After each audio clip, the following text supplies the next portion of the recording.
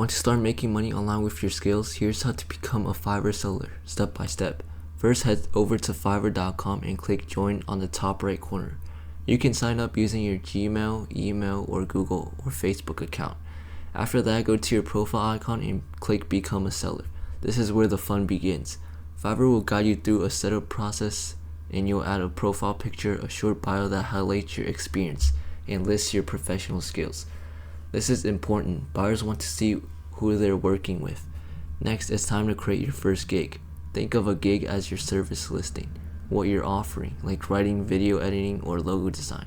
Fill in a clear gig title, select the right category, and add search text to help people find you. Then write a detailed but easy to read gig description, set your pricing, and choose your delivery time. Don't forget to upload a gig image or video that represents your service. This helps you stand out. Once everything looks good, hit publish. And just like that, your gig is live. Don't forget to subscribe and like.